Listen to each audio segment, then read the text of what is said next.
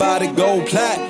All right, everybody, welcome back to the podcast. You got your boy Xage here, of course, as always. And I'm joined by someone that a few of you might recognize, but most of you will not. One of my fantastic friends, super talented, super hardworking, producer of the year, Max Milian Beatz. Yeah. We got Max in the building. Max, tell everybody where you're from initially and your first memory of meeting me. I was born and raised in Eastern Europe, Ukraine. And I moved out here first time when I was like 6 years old. It was back in 2001, I guess. I moved back. I was growing up there. I finished high school there. And then I moved back here. And then I was, I went to USC, right? Like I got in 19, I guess, or 18. Okay. First impression when I met you, you seemed to, for me, like very like smart guy, like we just got the vibe right away. What a guy. Thank you. Yeah. And we did. I'm trying to think, did we come in USC at the same time? I can't remember. Yeah, I don't remember. My first class was like with Paul Young, and I don't even remember a year. You were saying my first class was with Paul Young. Yeah. I think we came at the same time. Yeah, that was the hardest class. It was. He was so it was funny. The best. Well, he was just an extreme person. Facts. But we hit it off quickly because one, we were both transfers, and two, we both made a lot of music at the time. I less now, but you still continue to make music, obviously, every day. Yeah. But let's give a little backstory. So tell me about Ukraine, bro. I mean, it's actually funny. I just want to tell everybody. So we've done like a podcast before, but it was like for class over a year ago. It was like so different. So I know I'm familiar with your story, but tell me about like growing up in Ukraine and your relationship with your mother and father and music. I mean, it was pretty tough, bro. Like I was growing up on the streets, not having a lot of money, and then just, my mom was like she was living here and my dad was there, so it's like I've never kind of had a chance, to be like, with both of my family, parents, and it was fun. Like I didn't want to like come over here to LA, but then my mom just took me over here, and then it's like it was some crazy why not? shit. Why didn't you want to? Yeah, because I don't know, like I had everything I needed there. Like I was playing in a band, rock blues band, playing drums because nobody else was, and I was like, fuck it, I'm gonna just learn that shit. And then it happened to be that every instrument I get, I usually like get good at it very fast because I just have a big passion for music. Definitely. So, yeah. And your dad does too, right? Or he did, rather. Yeah, he did. Yeah. He was playing in orchestra, National Symphonic Orchestra of Ukraine, playing double bass for a long period of time. He played with a lot of people, a lot of world famous celebrities and stuff. And yeah. And I remember you telling me your band was like kind of successful at the time, right? You guys were doing a lot of shows and stuff like that. I mean, it was just like we were taking it, like we were responsible for our stuff, like we had rehearsals 3 times a week.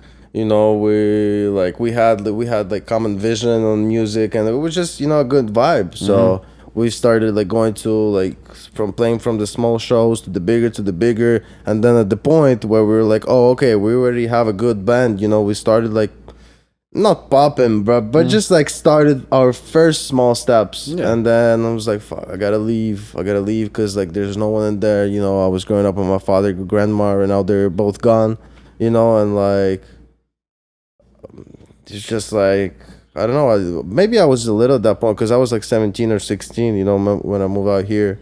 So well, I want to ask, you said you were like growing up on the streets, and I think you've mentioned before you used to like smoke cigarettes, right? Like I'm trying to paint that picture of like, so what do you mean by like growing up on the streets? Like what kind of trouble were you getting into? It's not even in trouble. Like okay. I wasn't actually, I was always going to school. I wasn't missing classes. Like I don't know, I never skipped my classes, Excellent, I was always on point, but like I could just like I started smoking and drinking like when I was 12, and it's been going for a minute actually until now I'm 24, so I've been 40, it's my 42nd day I'm clean. Congratulations. Completely clean. We love because that, I had to go through some shit, which we'll talk a little bit later. Sure.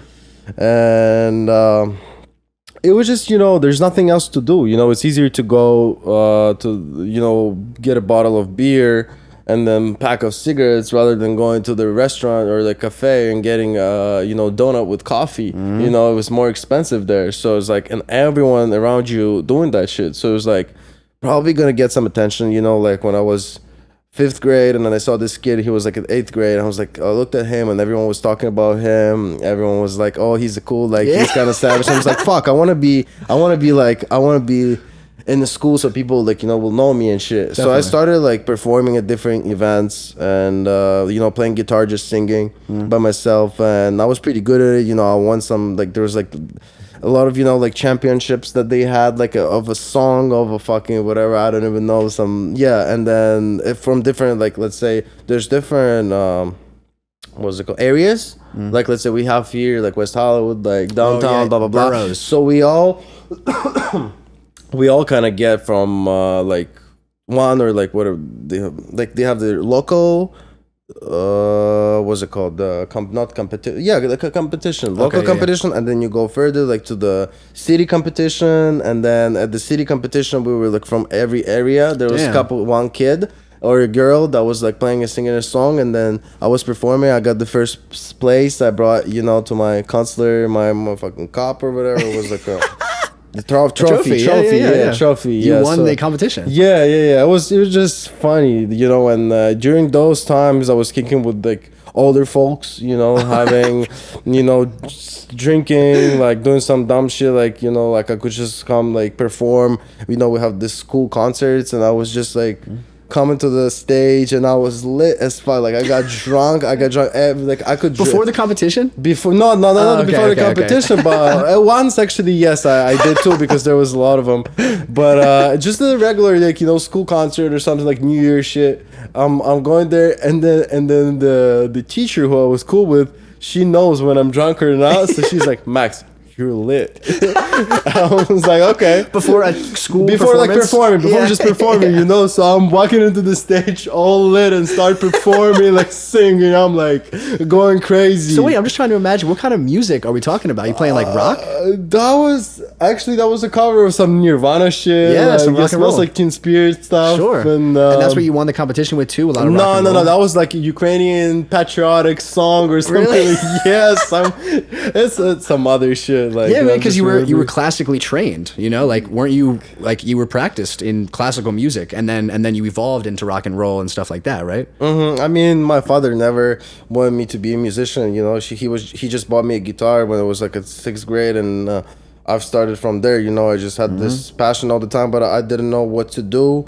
Like I was performing, like I was doing well. Then I got into the band. Then I got moved out here, and I was like, okay, I gotta continue my music stuff. So I tried to find a band, and I actually found a band in Santa Monica College. There's like 4 or 5 people, but we had like rehearsals once in a week or once in 2 weeks, and nobody was like taking it seriously. Right.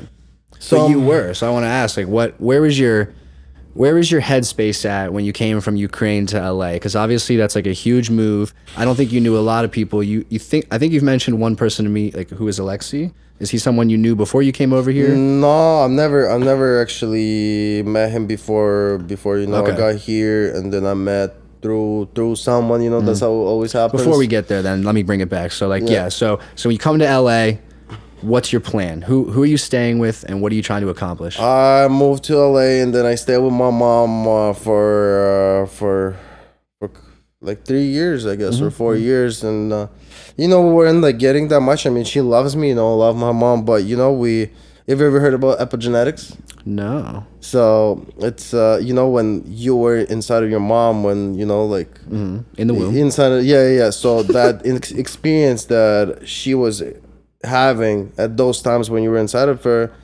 it just jumped onto you, and then when you were born, then and until today, all that stuff that was like what your mom was experiencing, it's in you, it's inside of you. I'm familiar with this. So it's like that's like this study that learns this, and studies this. And why do you bring that up?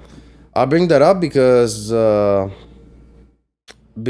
before this, like 42 days, so let's say before January or February 17th, I wasn't even in union with myself. I wasn't having joy. That wasn't me. I was chasing a lot of stuff. I was chasing, like maybe not cloud, but like maybe everything else, but not music. I wasn't getting it right because what Why I brought that up? Because, you know, you probably didn't know that I went to rehab, bro. Recently you did? Yeah. Damn, bro. I didn't know. I went to rehab. That's crazy. Yeah, I'm still like going to IOP every day. Okay, cool. And all this shit, you know. I'm really glad to hear that. I've heard so much stories about that, and I wasn't that crazy, you know. Every story is different. Definitely, compared to people who were there, you know, shooting heroin, shooting fucking fentanyl, shooting like, and you see those stories, like people grew up in families of like drug addict parents and stuff, you know. It's tough, bro. Like when you hear that, you're like, fuck, that shit is crazy. I'm very familiar with this story, like this kind of story rather. My father suffered from addiction for like 15, 20 years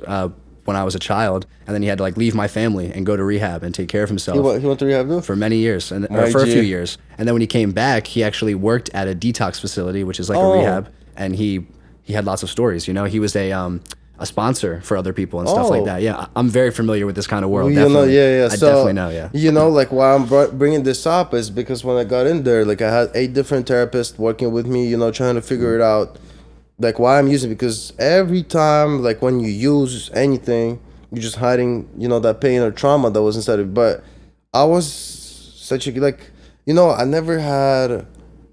thought that, like, you know, there's, okay, every person wants to be heard, right? Mm-hmm. So at that moment, at those times, I wasn't feeling that I'm heard, you know, like I had like, oh, I have no one to talk to, you know? Mm-hmm. I got, you know, this relationship with my wife. I fucked up my relationship with wife because of, you know, doing some drugs, maybe because not, but it's just, you know, like I had to learn myself. I stayed without, you know, my phone for a minute, you know, like just working with therapists, having psychodrama, having brain spotting, having some crazy stuff, like having massages all the time. Dude, definitely. Where were you doing this at? I was here in Woodland Hills. Okay. Woodland Hills. Yeah, I've heard of it. Woodland Hills, called Iris, actually. Thank you so much, Iris. Bro, it sounds like you've been really like doing a lot of self-reflection. A lot of self-work. And, you know, I've realized that no matter what you do in like life, and there's always things that are gonna come to you. You know, I'm dealing with crazy stuff right now, like even this call like that I had before our,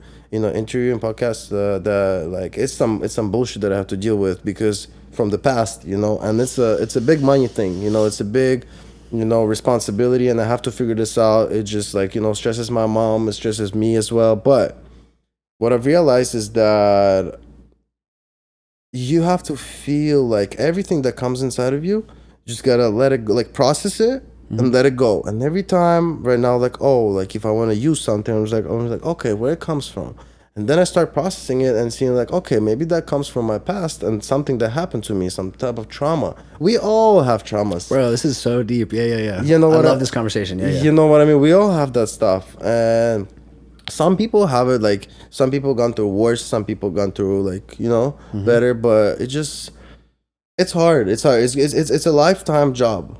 Have you been meditating? Because what you're talking about reminds me of like meditating. That concept of like letting thoughts enter your mind and pass through, acknowledging them, but not like letting them interfere with your, you know, like with your mentality. It's really deep, and it's something that people don't like. It takes a lot of practice. That's what you're saying. You're saying it takes your whole life to practice that shit. Yeah, to get to the Zen point, right? Zen point. Yeah. I mean, you know, right now I live. You know, I've heard this. Like I've been taught at the, you know, treatment facility that I was like, I would never be able to smoke weed again. I would never be able to get even at least a sip of alcohol or beer. I was like, that's crazy. That was just making me crazy. I'm like, everyone around me, especially in the music industry, at the studios, supposed to be like pulling up to the session, you know, smoking so much weed, drinking alcohol. I was like, how? But then this girl told me like, just, there's a rule, you know? Just take everything day by day. How simple is that? But it actually helped me. And right now, like, I have this things that are coming in to me, you know, from, you know, all those issues, problems that I have to take care of, something, this, that. I just process, and then I don't keep them inside. Because no matter where you go, no matter what you do, you're still going to end up being with yourself. So, like... You are the only person that you'll deal with every day. Every day, it's you, everything. And the most interesting part is that once I actually let, like... I forgave what I could have, you know, forgive. I forgive myself. I had some crazy stuff, you know, like I know I had this, you know, trauma with my dad and you know, like passing him away at a young age. I processed all that and I just let it go. I was holding it. I was holding it. I wasn't able to process it, and it was just keeping me, keeping me down, keeping me on the same, like that route. And I was surrounding myself with the same type of people, who use and stuff. After I cleaned a little bit, after I actually like understood who am I and what are my passion, doing meditations, talking to therapists, the things be just like happening like crazy. Like everything was started happening for the better. Like it's been only like maybe like months and a half, I got out from there, and I already have so much stuff that I didn't have for like years. Like I made this beat pack, and like in one day I made a loop pack, 25 loop packs, 15 beat pack in a day, just by going through beats, sending like everything got so clear. Like I got actually like, trajectory, point where I want to go. And I started attracting better people, good things be happening. Like what I was dreaming back in the day of, like Scott Storch is the one who actually motivated me like to kind of do music, like his story, So I don't know if I was leading his story or not at some point, because we had the same drug of choice, but same drug of choice. Yeah, bro, I cannot agree more with the concept of like the energy you put out into the world is what's going to come back to you. I wake up every day and I try to tell myself like the most important thing to do today is just like keep a smile on, like make other people around you smile, and then they'll send it back. I totally agree. I actually have a question for you, because it sounds like you've become more aware of this concept of like people who are constantly using all the time are actually like putting off dealing with issues, So now that you're more aware of that, has that changed your perspective of like the music industry, or at least like the people in the part of the industry that you've been working around? Because you work with primarily like hip hop artists and rappers and people from like the city who do like consume drugs and alcohol every day. So I blocked. Really? I blocked the guy who you mentioned before, right? Who Wait, I met, really? Okay. I love him. I love him. He put me on a lot of stuff. The studio I was going to, I stopped going to the studio. I stopped being there at all. Like I just blocked people. That was probably a hard decision. And I blocked, like I don't respond to people who use, pretty much. I mean, there's like people who like, like they could smoke weed or something. Like nothing to, everyone smokes weed here. Like you can't change it. Yeah, you can't change this. I didn't smoke, and I don't know. Like I can't say anything because it's been only 42 days. Right. Since I got clean and stuff. But people being sober for 35 years and not relapsing. But what I'm trying to say is that the perspective is that I just, we have the fear of what's going to happen next. Are we going to get to that point or not? Fear of making a right decision. Just everything gone. Like right now, I just know that, today is the day. I have 24 hours or whatever, like the daytime, right? So I'm going to wake up. I will develop my mental. I will develop my spiritual. And I will develop my physical, right? Stuff. If I have all those three components, I can reach whatever I want. It's just a matter of time. And the perspective on the music industry and stuff, I didn't know where to go. Maybe go work for the company, or maybe end up being with myself and just like pursuing what I want to pursue. Like put that make a bet on myself. It's been only like a month, and then I have this the biggest single of my life coming out. I have so many like plans on how to get to that point. I was dreaming, about like working with Scott Storch, blah, blah, blah. Right now I'm sitting at Scott Storch's studio. Like my stuff is there. Really? Yeah, like the last like videos that I've posted and stuff, that was Scott Storch's studio. Like he broke up with his wifey.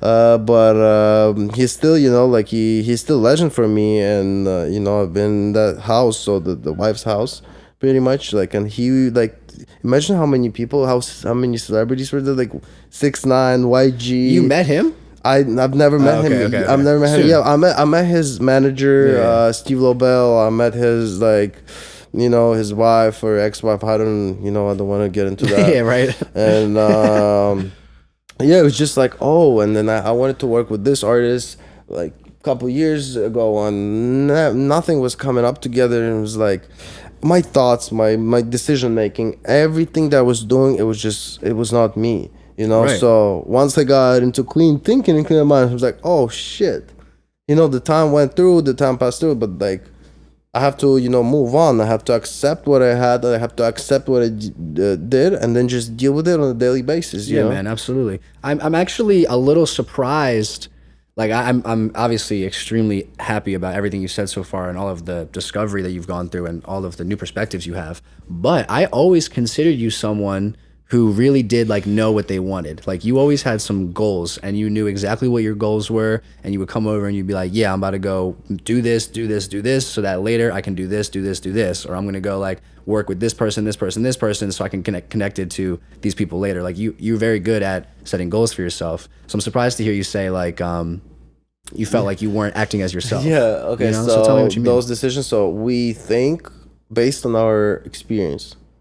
Right, and we make decisions based on our experience, right? So we pretty much like there's a bunch of unconscious people that are making decisions because we were based on whatever our parents are told us. We were put in that everything is structured, in the world. Everything, the schools, you're putting in schools, the family relationship, this, that, so like it was everything. My decisions were based on my experience, but that experience was all in related to some type of like drugs as well, so it wasn't even clean thinking. I was thinking that, I make music with this person because it's going to get me to that point, but in the real life it was just excuses. Okay. You know what I mean? I was explaining and telling myself that that's what if I'm gonna go to this party and I'm gonna do a bump of coke with the Migos manager, one of the managers, then I'm gonna become cool with him, and then we're gonna do some no, that's not it. Right. It's just excuse, like to hide the stuff. Nothing is possible to achieve in your world of any person would not change unless he's actually gonna listen to himself and change inside. As long as you change inside, the outside just changes like this. Right. And it's like, I don't know, maybe not for everyone, but for me it started working. No, totally, bro. So I started praying to the God every morning, at night, just quick things like thanks for everything, thanks that I'm alive, thanks for helping me, going through this, and I've never done that before, and I feel way better after this. Did you ever have a relationship with God before this? I mean, I grew up Christian Orthodox, but my grandma was taking me to churches every day. Not every day. On the weekend. Was on Sunday. not on the weekends. Not on even the Sundays. Just on like biggest holidays. Big holidays. Yeah. And I mean, I was kind of like in that religion, but then I moved out here, and then I went to the college, and then like LA, there's so many different people, so many different religions. I met this guy. He was from Turkey, and he's Muslim. He started talking about this religion, the gold ratio, the Mecca, all this stuff. I was like, oh, that's actually interesting. He said that's the latest religion, blah blah blah. I was like, oh wait. So if it's the latest religion, then everything he says, it makes sense. So what about my religion then? But there's, besides my religion, another like 5, 6, whatever. It's tens many religions, and it's like who you gotta believe in? Like you don't know. Maybe that was right, or maybe that was right religion. Like.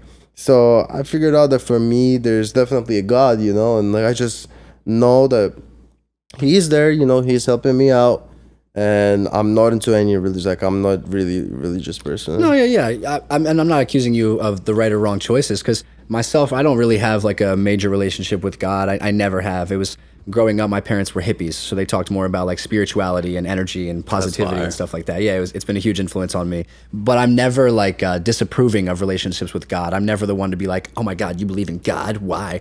Because I am a huge supporter of faith. I think like having faith in things that are greater than you is really important, and really like it helps you keep your ego in check. Because if you don't have any reason to believe that there's something greater than you think that you're the greatest thing, and you think that the world revolves around you, and it's inappropriate, and it can dilute your thoughts and lead you in the wrong directions. So I think it's really great, and it sounds like that's something you were experiencing. So I think it's great that you're like opening yourself up to this new kind of faith and stuff like that. Yep. Are you? So, I mean, I don't want to like hinder on the past. It sounds like you're removing some people from your life. Are you adding new people into your life now? Just been coming into my life. Just like, random new people? Randomly, like, even for like maybe from the past. There are opportunities. Right, exactly. Just the opportunities, Just been coming to me, this single that I'm gonna drop, you know, those like meetings, the clients, you know, the job situation, everything. Just New everything. stuff. Yeah, everything comes to the point. I mean, to be honest, like sometimes it's you know it's hard. You know, in music industry, it's very hard because as we know, like it's devaluating a lot, and like it's at the point where you know there has to be some type of change, I guess. You think so? Yeah. I think like our industry right now is going through a big change. I mean, something is going on right now because like back in the day, you know, it was way different. People making money, and that's what we were taught in school. You know, like from the classes that like, oh, it's getting fucked up. So we're the ones who's gonna change it. It's true. And we just gotta find, you know, a solution for that. Like, I don't know, and like for producers, like I think bringing credibility for producers will help a little bit, you know, or doing something. Even I was thinking, oh, I want to drop every single with my name, even though that was not clear thinking. Like, what the fuck? Like, you gotta have attention. Like, the artist has to have attention. Like, if he's gonna make it, you're gonna make it. You know. Yes. Even though sometimes it's cool. You know, sometimes it's cool to have your name to build your profile. You know, your Spotify, but.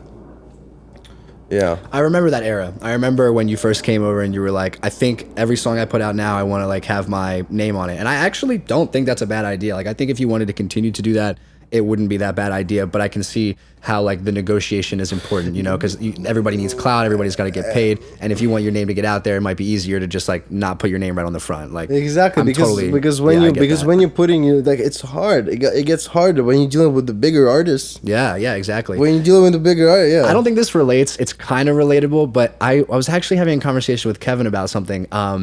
There's a small independent label that I don't want to even like give any context to because I'm kind of about to talk minor shit on it, sort of. But they call themselves like a collective, as you know, we all know what collectives are. Everybody does it now, where they just like put out content, all types of content, you know, like a collective.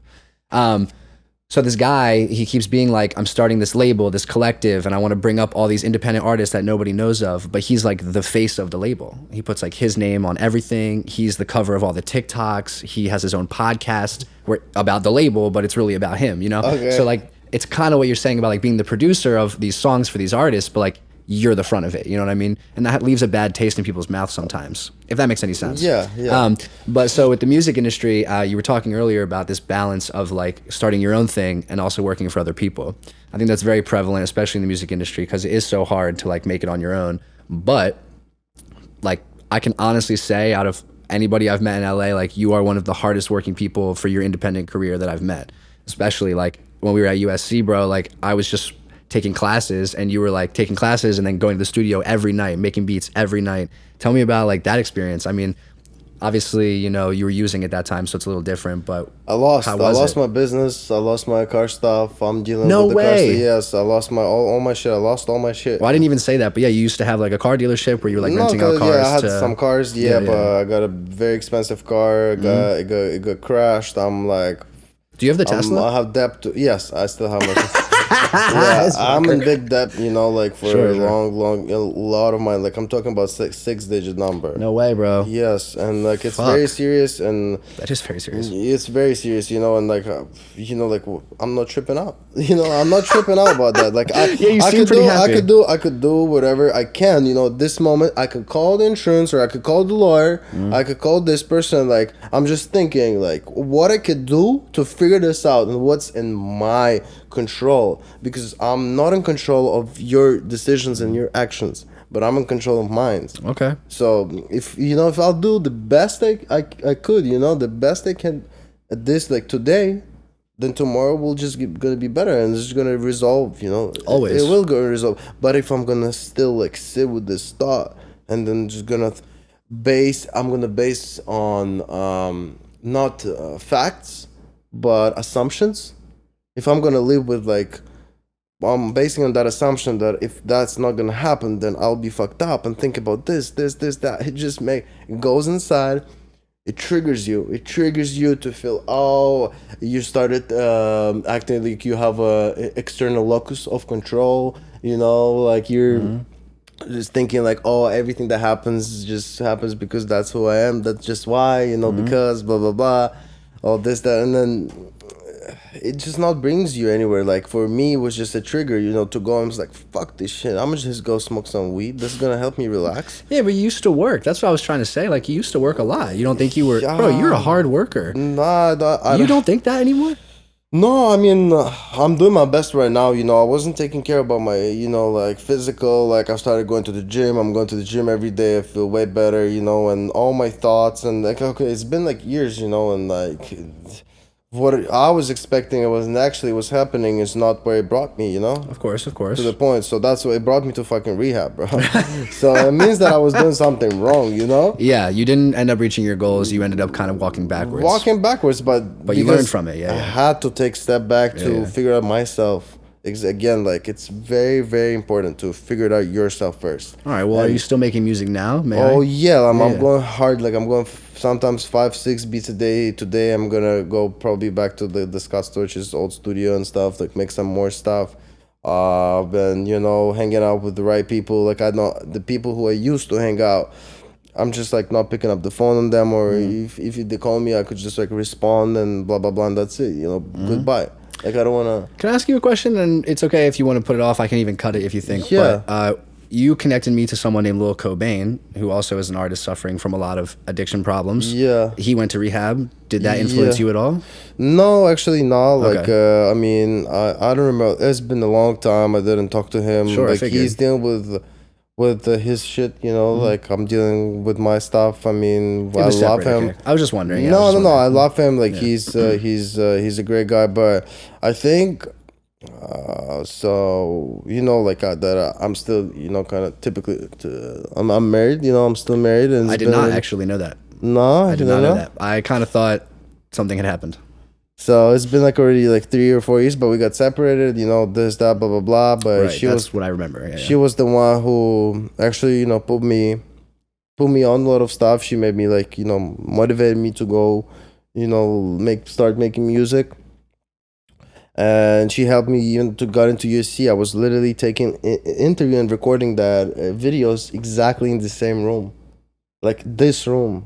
There's another guy who used to live in the same building. Oh my God. So I forgot. I always forget about this. It was literally here, bro. It's hard to explain, but so the people who used to live here before Wide and I, one of them like was a friend of yours? Friend of my wife. Friend of your wife? Yes. And you came over here and shot your shit for USC here. Yes, and he helped me to write like all this stuff because come on, like this USC. That is unbelievable. I didn't like. I applied only for 2 universities. They had the music industry major, CSUN and USC. Okay. CSUN I got denied, and then USC I got in, which is Well, I've heard that from many people. I just had Ronnie Quest. He's a rapper at USC as well, but he was just over here and he was like, yeah, man, I applied to like just a couple schools. NYU declined me, but then USC took me. So I knew that was the place to be. Yeah. No, USC, like it's fire. Like, it's fire, bro. Yeah, it got me so much, knowledge and stuff. And when I deal with people right now, and it was like, this girl calls me and was like, okay, so we want to release this single. So this is a big, like, she has like 6-7 million followers on Instagram. We just made this song. She's not an artist. She's just like, whatever. She's doing I wouldn't get into it. Yeah, and her manager is calling me. He's like, "Oh, we want to drop a song." I was like, "Okay."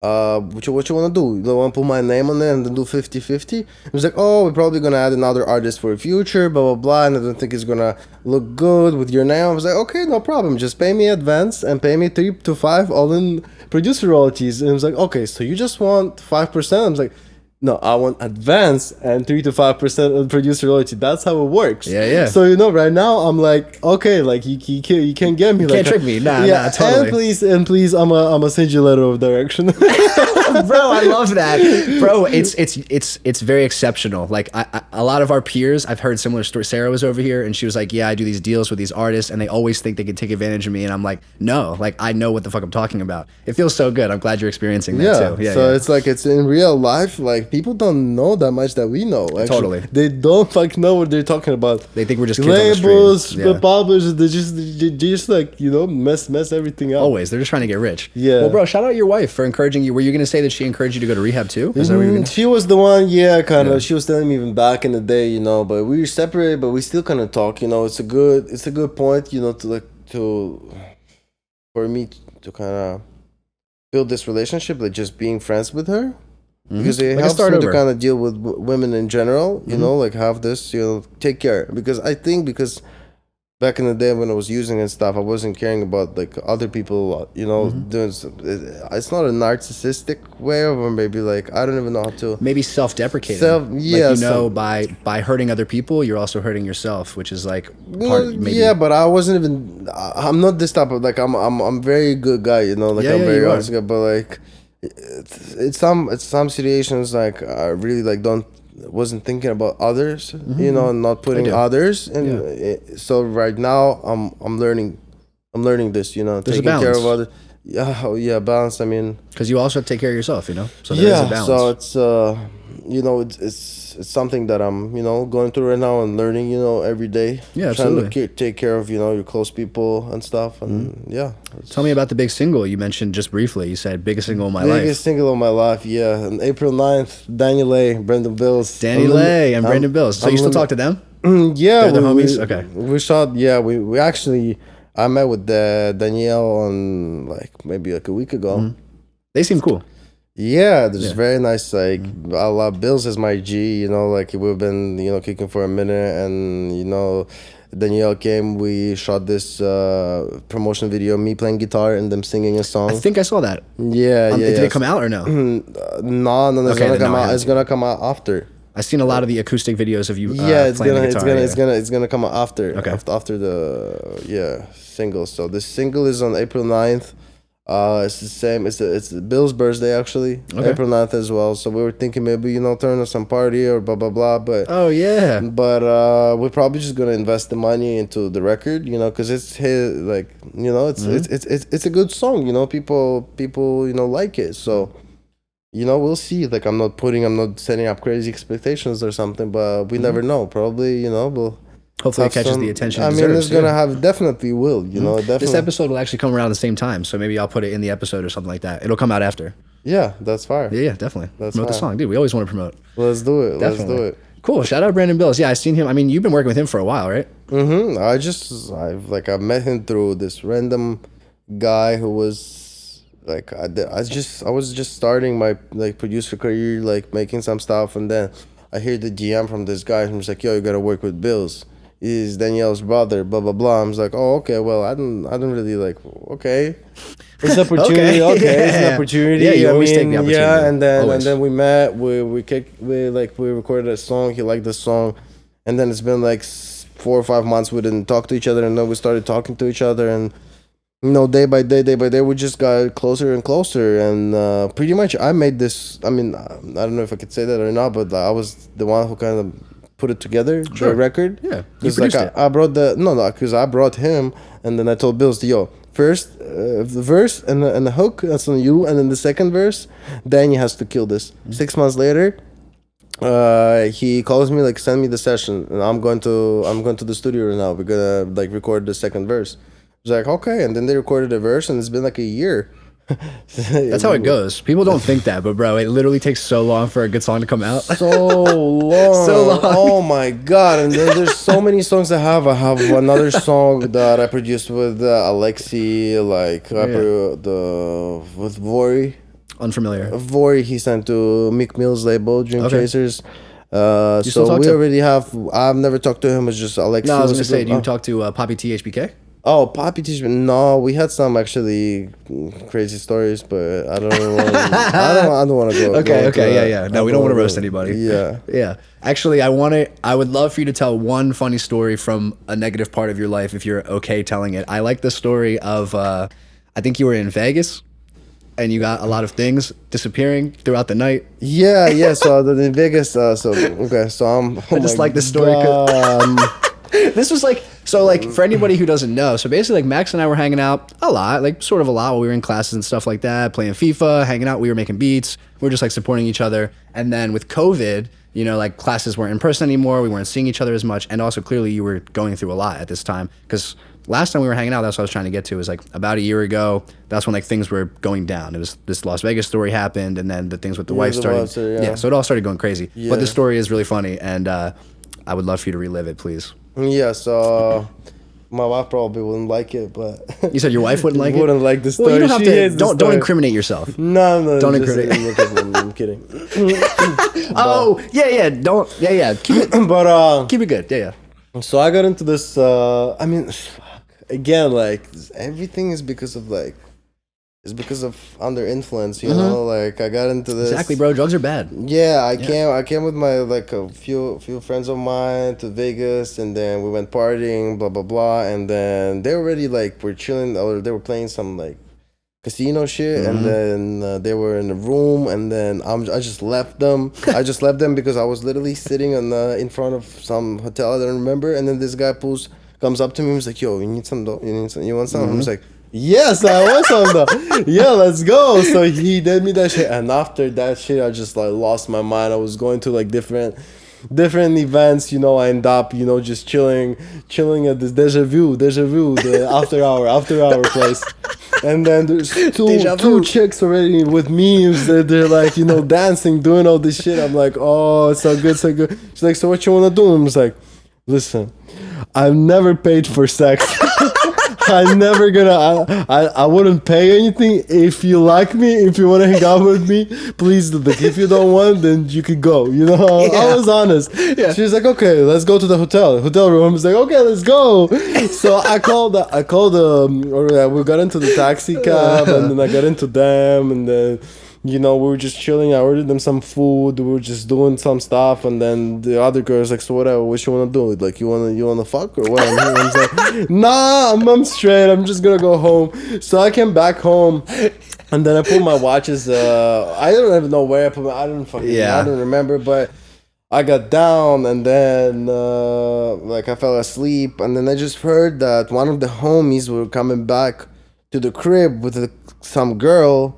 And then I figured out later on that, he was like, oh, like, I didn't know she's a hooker. I thought she's just a regular girl that wanted to talk to me and blah, blah, blah. But I just ended up, like, she probably, like, stole my watches or something like that from there that I had. So it was like, yeah. Yeah, you lost your watches and your laptop, right? Was that same night? No, laptop. Different laptop, that was another That's what I thought this story was. That's why I even brought it up. The laptop, that was fucked up. Yeah, laptop dude. Is another one. Well, it was all fucked up, bro. All your shit got stolen. That was like, those two stories happened within like 2 weeks of each other. Not really, bro. That was no? That was like probably like a year apart, to be honest. For real? Yeah. Oh, it's been a year, and then the laptop stuff is just like, it was still my fault, bro. I'm just like, I mean, I was leaving my backpack all the time on the back seat, for a long time, and nothing was happening. But that time I just got so lit, so drunk. I don't remember even where I was going, like what I was doing. Like I just.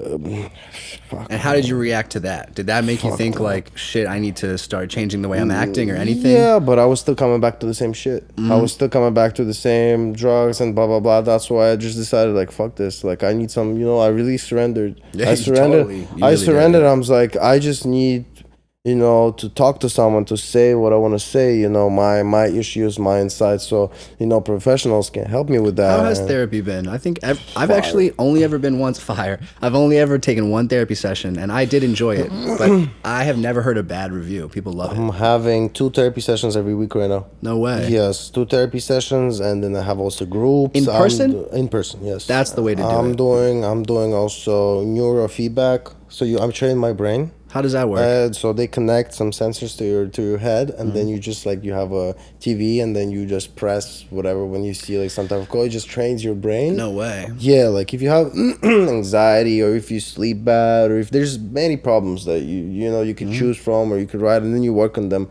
Like ADHD problems, like everything. It's I've never heard of the neural therapy. That's cool. Neurotherapy, yes. Neural training, whatever. It's like once or twice a week. So I'm really like taking care of myself right now, then. Dude, definitely. The fitness too. Are the gyms in person too? Where are the gyms? Gyms is in my apartment complex. No way. Yeah, all the gyms are closed. They opened them up. All of them? Yeah. I had no idea. Yeah, every gym is open. I mean, it's limited capacity, but.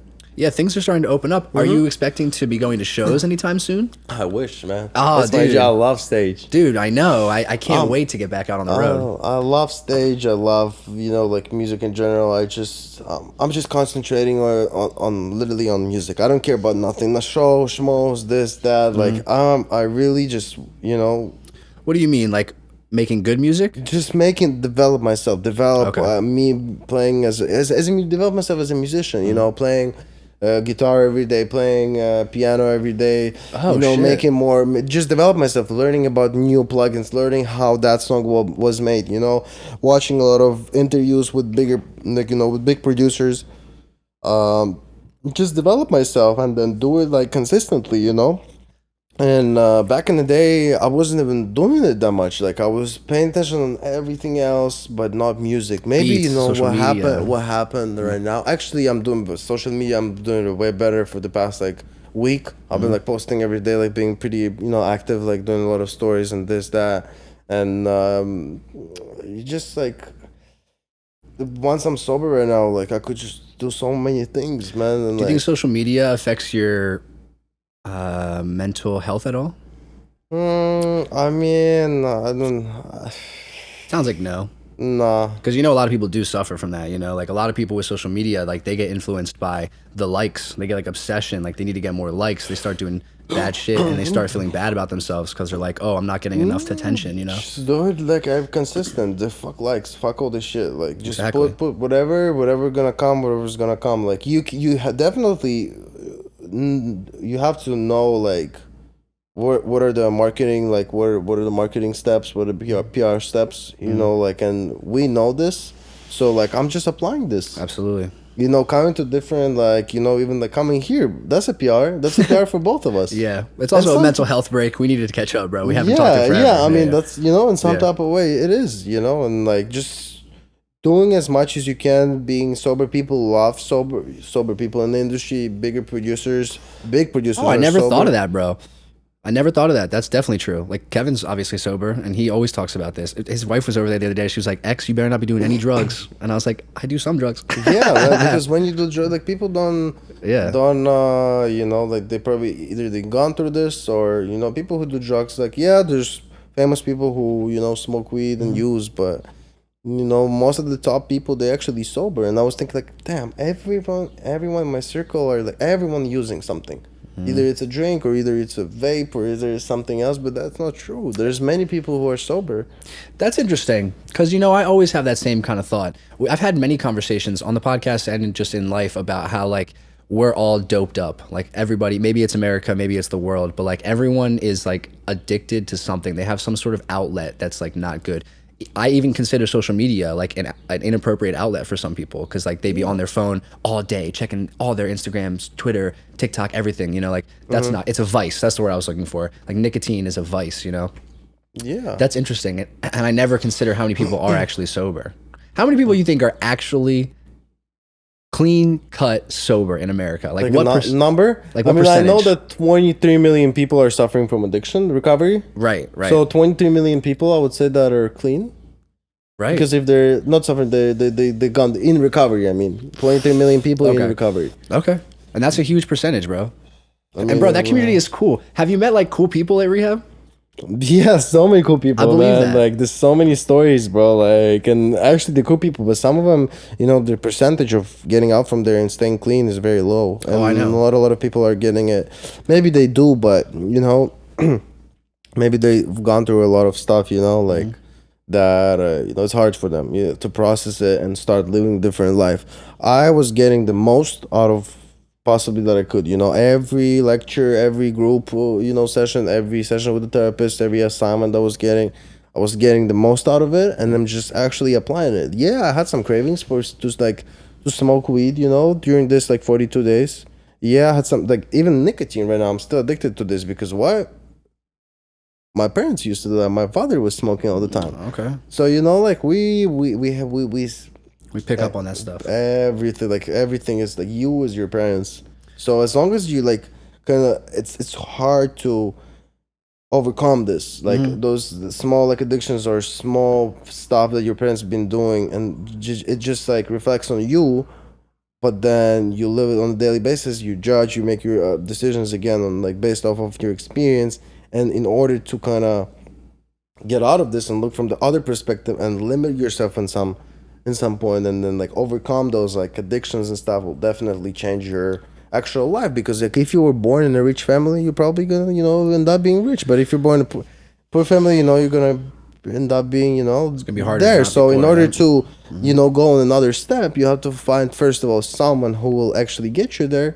And the second, like, you just got to work on yourself and overcome all that bullshit that was, inside of your parents and what they've gone through. And yeah, just like, I bet the return rate, like to rehab in LA, is probably really high. Like I bet people who go to rehab and then leave and come back is really high in LA compared to like other places, just because it's like a party culture. It's the entertainment industry, like you said, and everybody is using in the entertainment industry.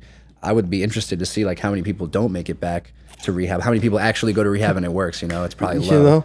And actually not a lot of people get that, like what I've gone through, like in like therapy, like all this sessions with therapists and stuff. Like when I started like explaining, it was like, oh, why you smoke or why you drink? And I was like, because blah blah blah. I was like, no, because you had some trauma or pain inside. Everyone's just laughing, Everyone's laughing. Yeah, because it's like, it's funny, and for me it was funny too, bro. I wasn't getting it, even though it's simple words and it's simple like stuff that probably everyone knows, but they actually don't like analyze it, because it's hard when you're putting that shit out of yourself and talking about this every fucking day.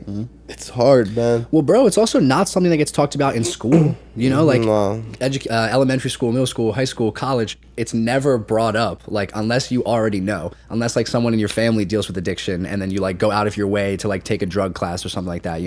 Nobody talks about like these traumatic events that you're referring to. It's really interesting to me that you've been paying so much attention to it, because it's something that I'm always looking for. Like whenever someone is acting in a negative way around me, I never think like, oh, this person's a bad person. I always think like, I wonder what happened to them that made them act this way. You know what I mean? Because there's a cause and an effect. People don't just, you're never born bad. Like nobody's born a bad person. Babies aren't bad, and shit just happens to you and makes you like make bad decisions, that fuck you up. Have you ever considered leaving Los Angeles to get away from this party culture at all? I love it. I mean, there's nowhere else to go. I mean, at this point right now, like everything I have is over here. All music is here. The culture, the places. My grandparents, my mom is here.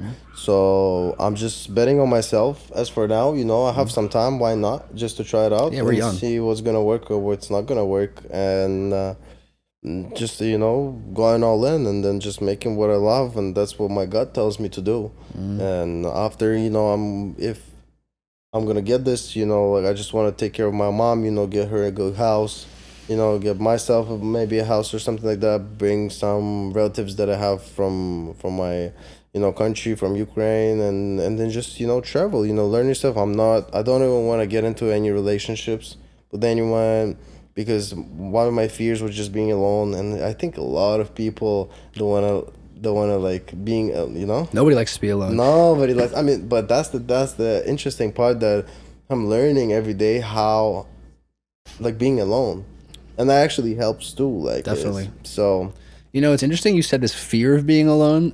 Wyatt brought this up to me a long time ago. It's something that resonated with me really heavily. He said, I can't remember exactly what he said, but the premise of what he said was like, almost everyone's actions that they're making are based on fear. Fear of the future, like what's going to happen next. Exactly. Fear of being alone. Oh God, I don't want to be stuck alone. Fear of not having money, not being able to support yourself. Like it's always fear. And I don't know if I, believe it's always fear, but it's a lot. Like people act a lot based on fear. Exactly. And it's interesting that you're kind of allowing that fear into your life. You're like, I was scared of being alone, but now I need to be alone to grow from this, You got to be comfortable with being uncomfortable. You got to be comfortable being uncomfortable. Bro, it's beautiful. We are about at an hour, and I think that's a really good place to end it. But before we do end it, I want to ask you, is there anything that we didn't mention or that you want to shout out that we can talk about real quick? I just want to tell everyone, don't do drugs. And just like listen to your heart, like find the passion, find whatever you actually good at it and want to do. Sometimes it's hard, but some people just afraid again, like fear. So let that fear just go away. Don't keep it inside of you, and everything's gonna change. Inside is gonna change, and outside will change immediately. So yeah, and I'm excited for for this single on April 9th. And yeah, make sure What's the to go name? to check that out. What's the name? Unlimited Skills. Unlimited Skills by Brandon Bill. Unlimited Skills, April 9th. Brandon Bill DaniLeigh, produced by Milian Beatz. Milian Beatz, go Fuck plat. yeah. Platinum, baby. Plat. Hey, I just have to ask you on the contrary, right? Because I actually just had a question, but you said, like, don't do drugs. Do you think that there are any positive effects to people trying, like, psychedelics or MDMA or stuff like that? How do you feel about that? So this girl who was doing massage in the rehab, she was doing me massage and she was like, "Yo, have you ever tried mushrooms?"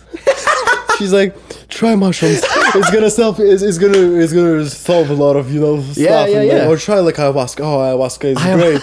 I was like, "Nah, for some people it works. For some people, actually, I've never tried shrooms. How interesting is that? Or funny is that? But I've never tried any psychedelics. I was like, no, I'm not ready for them. And like, I was like, I'm gonna try them whenever I'm gonna be ready for them. But at this moment, at this time, as of now, I figured out without psychedelics. Mm-hmm. So, and I'm still figuring this out. Just it's a daily job. Figuring it out, taking care of yourself. It's a daily job that every person has to do. Yeah. And every person has to put it in the first place because nothing else will matter. Bro, something my dad has never said this out loud, I don't think, but something my mom and I have said about my father because of his addiction is like his priorities in life will always be his sobriety and then his family and then his career. And it's kind of weird for people to hear that sometimes because they're like, how is his family not number one? But it's because if he doesn't maintain his sobriety, he'll lose everything else. Exactly. So your sobriety has to be. And this is like sobriety for addicts, but even then for normies, man. For normies, it's still like you gotta take care of yourself. Figure out yourself, and Yeah, absolutely. Yeah, you're right. Sweet. Yep. All right. Well, that being said, we're gonna start wrapping it up. I think we'll probably play that Brandon Bill song at the end. I'll just download it or you can send it to me and we'll promo it, definitely. Yep. Yeah, definitely. Yep. If you made it this far, guys, I appreciate you. I love you. Max, thank you for coming on and being literally as open as you could about your life, bro. This has truly been one of my favorite episodes in a very long time. You came on and you were happy to have like a really serious conversation about things you were going through, bro, and I really appreciate that. Thank you. Thank you. Thanks, man. Dude, lots of love. Yeah. All right, y'all. Talk to y'all next week. More cool stuff coming. Peace. Peace. Millian by the gold plat. I gotta give me them bills. I gotta feel. I'ma keep sending them deals. Really, I'm real, I'm in the field. I got unlimited skills.